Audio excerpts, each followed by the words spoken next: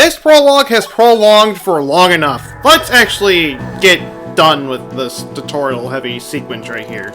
Anyways, hey guys and gals, it's 3D Dante, and welcome back to my Let's Play of Fire Emblem Shadow Dragon Prologue Shenanigans. I don't know what to say anymore. This is already a horrible intro. Last time we were here, we went over and gave an abridged version of the first two prologues because, yeah, I didn't really know what to say there. In this part right here, we are going to be finishing up set prologues, and sadly, because these tutorial sequences are, well, kind of long in a way, they're also very text-heavy. And as you can see in the time right here, we're going to be here for a while. Yeah, blame past self for not getting through the tutorial right here as quickly as he could. And that's actually the reason why this entire prologue sequence right here was cut in half. Was all because I couldn't go over and speed through it. I had to read every last line of dialogue that you guys are gonna be able to barely read right here. Anyways, I should be talking about the story right here. Pretty much the actual, well, this is already a great story. Anyways, as soon as we escape the castle, and apparently at the dead of night, yes, that entire sequence right there is actually during the middle of the night. It's kind of hard to tell because it looks like daytime here. Yeah, kind of hard to tell that it's actually nighttime. But anyways, as soon as we escape, Kane, who was with Marth's father during the big battle, has went over and delivered the message that his father has passed away because he was unable to put that dragon into timeout again. Very unfortunate day for all of us there. So he went over and delivered his father's last words, and pretty much just the rest is kind of history right there. So, with that being said though, we are now making our way out, well, clearing out the area right here so the other people from within the castle, mostly, well, for Marth's case, hope his older sister to escape. But, just, yeah, I don't really know what to say right here, but anyways, what I'm doing right here with Jagan is that I am completely stripping him. I am giving him absolutely nothing, and I'm just gonna have him be my meat shield, because I do not need him, just because he is technically your early game paladin, and I figured, for that reason, why not have him be the tank for a little bit before other events happens, and I'm not gonna spoil what those other events are. These Discord notifications are totally disrupting me at the moment, like, lord. But anyways, I guess I should go over and do some more tutorial-related stuff right here. What I mean by that is that I mean by the stats that you have for this. Pretty much, each stat has their own, well, thingamajig. I'm not entirely sure what to say right here. Pretty much, you have strength, which is how much physical damage you're doing. Defense is how well you're able to take physical hits. Magic, which is how much damage you are doing magically. I believe this is also the first Fire Emblem game to have. Jeez, well, the DS remake of Shadow Dragon was the first game to have magic and attack be its own separate thing, because back in the older games, they were both the same stat. Why? Lord knows why. Lord knows why, actually. Besides that, we have skill, which is how well you are able to hit, and it increases your chances of getting critical hits, so you will be able to crit a lot better for that reason. So, skill's pretty nice. Speed determines if you are able to... Speed determines if you are able to get a double attack, or you get double attacked by the enemy. in a way, it's kind of similar to Pokemon in a way. I guess I can say, but at the same time, not really. That's pretty much all I'm gonna say there. The last few is we have Luck, which lowers your chances of getting critted. Yeah, Luck's out of all the stats in the game, Luck has always been not all that good. And then last but not least, there is Resistance, which is how well you are able to take magic hits. So those are the stats there, and all that lovely stuff right there. As Jenkins is going over and taking hits for me like crazy, like Lord Almighty, we are gonna just kind of keep going through this prologue sequence right here, which, ask me what are you gonna do? You are going to try to take down the axe user with Abel, but in the end you're just kinda not deciding to do that. But instead you're just gonna have Marv fight this Gross Soldier right here. Alright then. And something I just now realized, the text right here is a lot less blurry now, so yeah, I don't know what, actually, you know what, no, I say that, but this is still the same recording, because I'll admit, I did the entire prologue within one recording, but I had to cut off the first half to the other half right here. What I'm really trying to say here is that, Lord, I have the first two prologues within for one part and the other half being in the other, and this is my past self realizing, wait, Cain can't use the javelin. This goes into another thing. Jeez, this goes into another thing that we are able to kind of do right here, really. What I mean by that is, Lord, I mean by weapon level. Pretty much, every time you use a specific weapon type, say swords, your weapon level will increase. Depending on how well you are, and wow, Frey almost died right there, like Lord Almighty. I was like, oh man, I was kind of scared with that. I was a little bit scared with that when that happened. It's like, wow, you just barely bit it right there. And I'm now, like, trying to figure out, like, okay, what am I gonna do here? What am I gonna do here? Yeah, I ran into, like... And this is, like, the only situation that this actually happened. So, yeah, it's only here, for some reason. Anyways... Depending on how much you use the weapon, you'll raise your weapon type. If you use that weapon long enough, you will raise your weapon level into higher stats, allowing you to use more advanced weapons. Since Cain's lance level is at a level C, he cannot use a javelin, which a javelin is a D-ranked weapon. Well, Abel right here is able to use that because he's already at D rank for the lance level right there, and I'm actually getting the lance back right there. But you may notice that I'm not able to use the silver lance. That is because silver lance is a B rank item, and Abel is not at B rank lance level yet. I'll say that much right there. But anyways, mages, curse those mages. They are the only ones that can actually use magic, and none of us really don't have good magic defense. Yeah, rip to us all for that right there.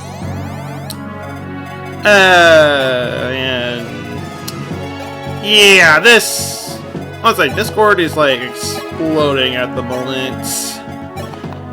Well, I mean, I still know some things haven't changed over the years, and all the lovely stuff right there. I'm actually gonna go review that server after I'm done with this recording right here, but yeah, that's like that's not gonna be until another 22 minutes, so yay!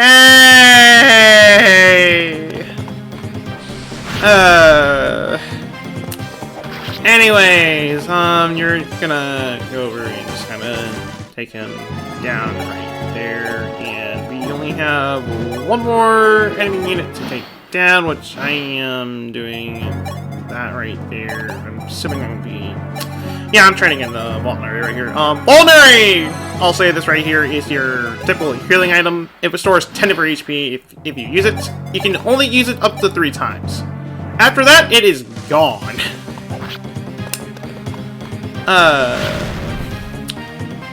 But anyways, I would explain what each and every units you're able to use here, but to be frankly honest, in this game specifically, you get a ton of units.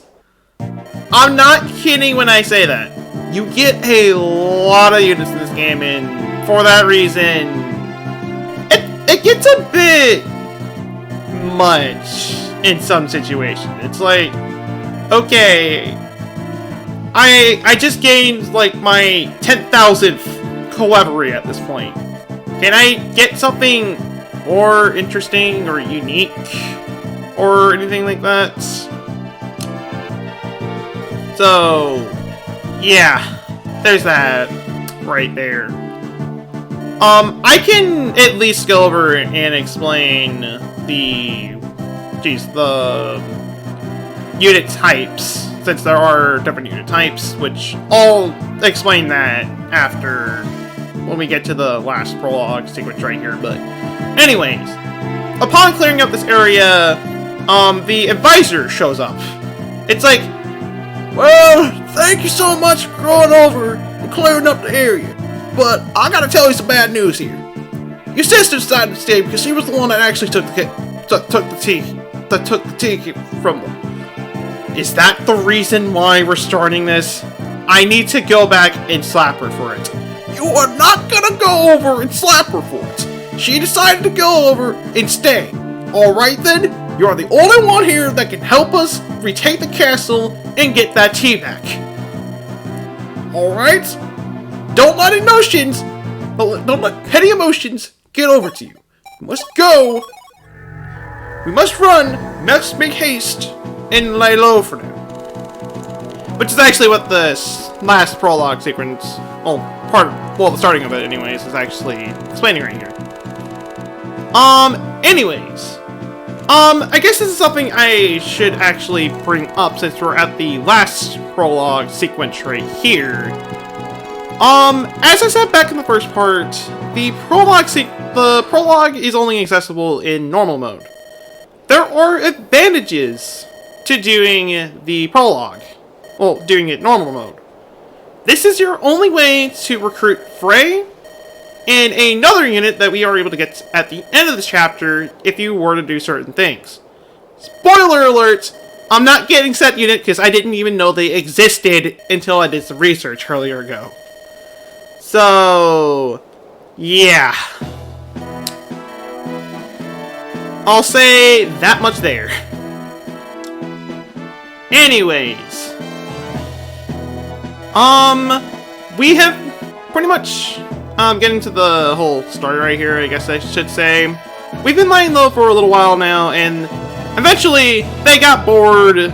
They got very bored, and they just almost completely gave up on searching for the prince right here, because he probably is dead to the wolves at this point. We shouldn't really bother anymore. The moment they did that, we are now making our actual escape to Tails, the island to the north, I'd like to say. I'm not entirely sure. We are heading over there to seek refuge, and hopefully, well, get there and be safe for a while, kind of train up, and then, well, other plot-related stuff that I'm not going to say here.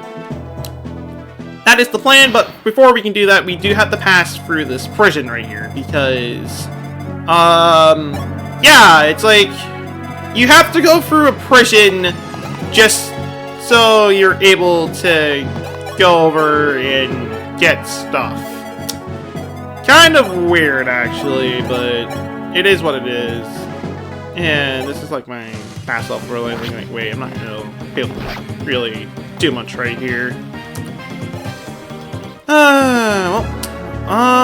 Just kind of going through this right here, but I guess I can finally go over and explain the enemy types. Well, not enemy types, more of the unit types right here. Pretty much, starting off with Kane right here, he is your cavalry. Cavalry are horseback units that are able to use swords and lances. These classes are pretty nice. They have high movements and pretty good defensive stats otherwise. The only real issue that they have is that, well, they have a hard time traversing through certain terrain. Pretty much forests, they have a little bit more of a tougher time traversing through forests, and they cannot go through mountains at all. So that is one massive disadvantage there. Besides that, they are overall great units to have. Another Marth, for example, right here, is a Lord. Lords are different for each game, but typically, well, normally really, they are units. They are pretty much the king piece, if I'm going to be comparing this to chess, which, to be frankly honest, this is just a glorified game of chess. I'll say that right there. Lord.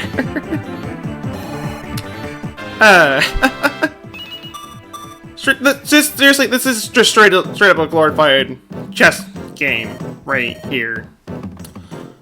I'll say that right there. I've already said that multiple times over, but it bears repeating. Anyways, Lords typically have high skill, high speed. Sometimes they'll have good attack, sometimes they'll have good defense, sometimes they'll have absolutely terrible attack, absolutely terrible defense. And just, it kind of just goes from there. It really depends on each Lord. Morph as a Fire Emblem Lord is, I don't know, he's decent. He's kind of decent, but he's not one of the better Lords in my opinion.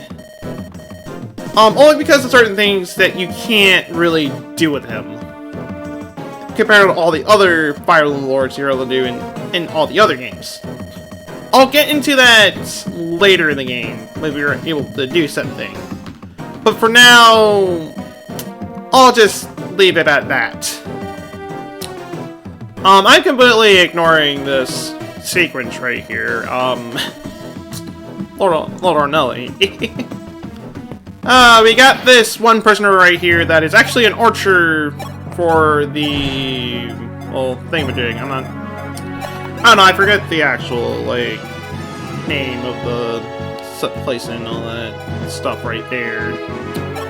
I'm apparently just doing some chip damage right there. I'm assuming I just want Kane to get the experience right here, since I'll say this right here.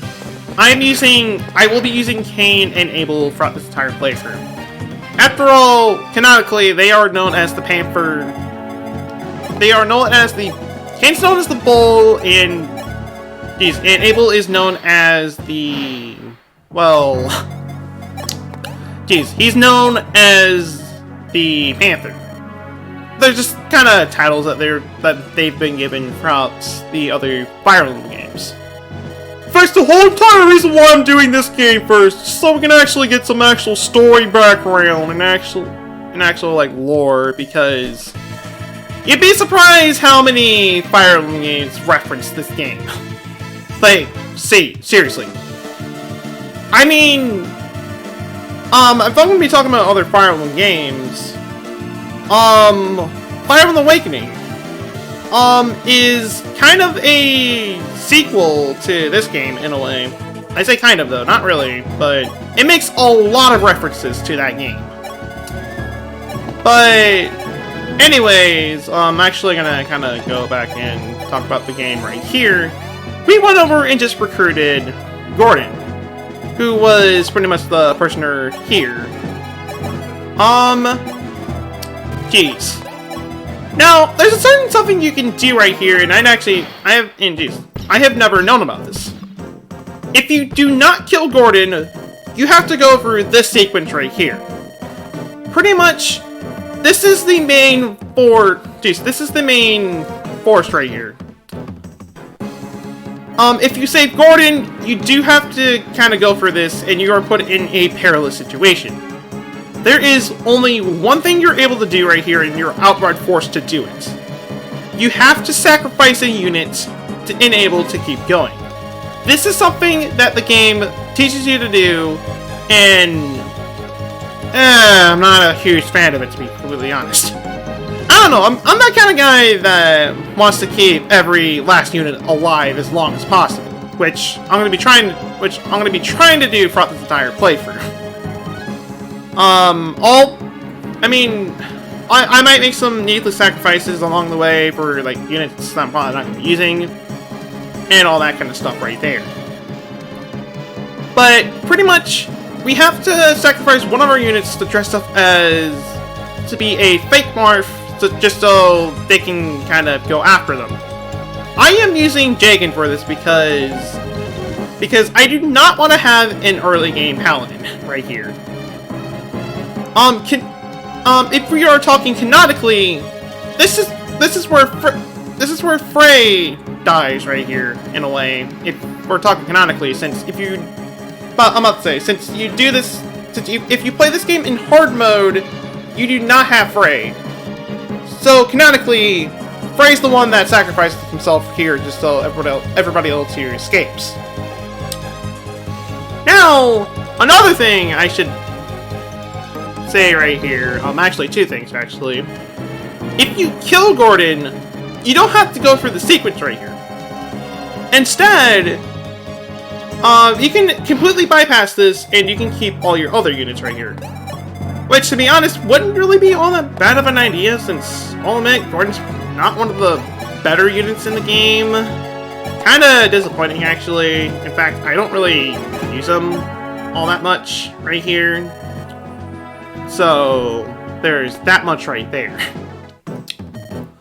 One other thing I should say right here is that by the end of the prologue sequence, aka by the end of this chapter, if you have lost 2 units, this includes the one that you have to sacrifice right here. Pretty much that. You can recruit another archer, Norne, like to say that's her name.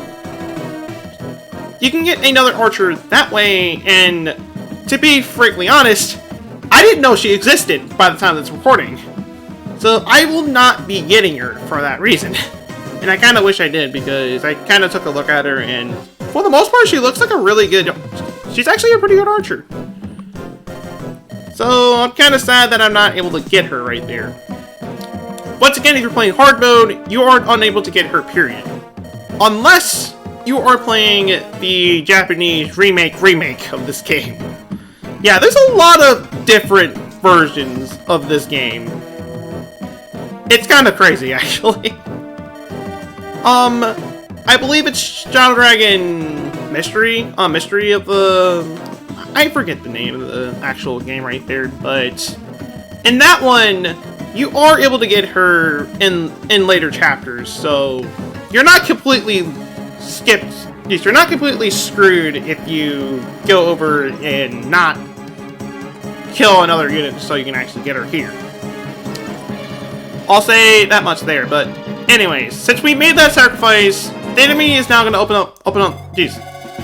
The enemy is now going to open up the door for us just so they can go over and finish off the job right here. Not even realizing that, well,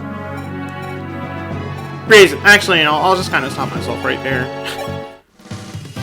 If we killed Gordon, they will open the door for us right away. So really, it's kind of up to you on what you want to do. You can either completely kill Gordon and just completely bypass the sacrifice sequence right there, or you can recruit him and not go through that entire thing, period. I will say that much right there, and I'm kind of like debating on what I'm gonna do right there. Okay, yeah. I'm gonna have Gordon right there, and ironically the archer actually went after the other archer. Yeah, the irony question mark. Not entirely sure, actually. Anyways, I believe all the soldiers go after Frey right here, so he's gonna be getting... I believe he gets a level up during this part right here, because they went after him right here.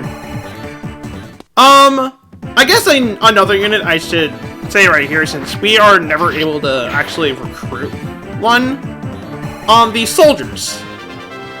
They are high attack, decent defensive units.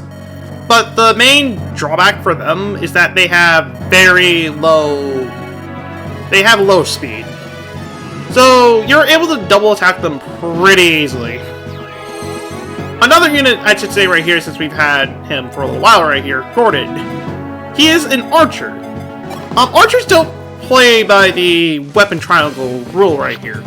They use bows, which are ranged items. Yes, a ranged item. No, a ranged weapon. They are unable to... Jeez. Lord. Bows, right here, are... You're able to fire... You're able to attack from a distance. But if you go up, straight up, close and personal, up to an archer, they cannot defend themselves. So, in that regard, they're kind of just screwed at that point. And I'm actually considering taking down the boss right here, but I think I'm actually not gonna do it. Yeah, I'm not gonna do it yet. Just gonna heal up right there and just have Gordon try to catch up, I guess, and just wait right there. But there is one other advantage to the archer, and thank goodness those Pegasus came right there. Archers have a massive advantage against Pegasus units, which are winged units.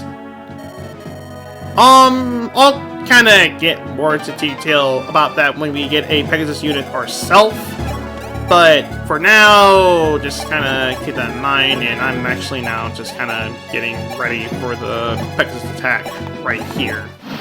Especially since Marsh is going to get hit by one right here. Which didn't really do all that much damage right there, and yeah. And lovely, the other Pegasus is right there. Exactly what I wanted. Exactly what I wanted. Played your cards right here. I'll take you down eventually. It is by my cane that you will go down to my lovely sword. I don't know what I'm trying to say anymore, but yeah. I think I'm actually gonna go over and actually start fighting the boss.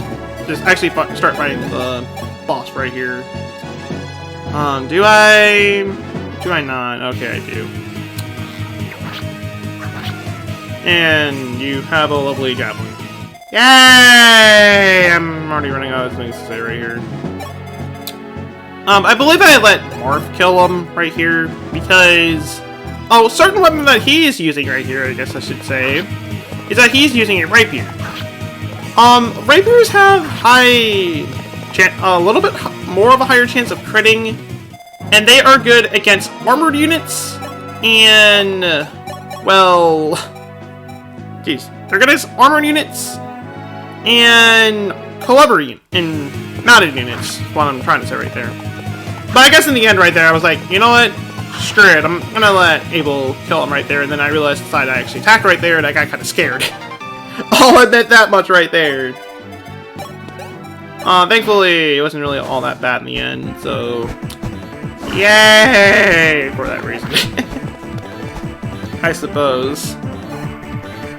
Anyways, we are almost done with this prologue sequence right here. Oh boy, we're almost done with text-heavy tutorials and all that stuff right there, and I got a level in the end also. You got more skill, more speed, more HP, which I didn't actually mention HP right there because it's kind of unnecessary to bring that up to begin with. Anyways. By the end of the sequence right here, we are now making our grand escape, and we have this lovely knight in shiny armor, literally, on Drug right here, which I'll kind of explain more about him probably next part, or next chapter at this point. Since we're going to be going by chapters at this point, but anyways, we make our grand escape right there, and meanwhile, off in some well-populated other area, they get completely fooled by an old man dressing up as Marth. How do they actually mistake Marth for an old man? Lord knows what, actually. I don't know, it's kind of funny, actually, if you kind of think about it that way. So, there's that right there. And I'll say this right here, I believe if you actually do keep Jagan alive right here, this scene right here, Marth is talking to Jagan instead of Dreg right here. Since I went over and killed off Jagan, we're not going to see that scene right here. I'll say that much right there. Anyways, this last cutscene right here is pretty much saying, okay, at some point, everybody here who has caused this much torment for me and all the other aliens are going to pay for what they've done. But for now, let me mourn for those that I've lost. I want to feel this pain very badly, and I don't want to forget them. I kind of feel that pain.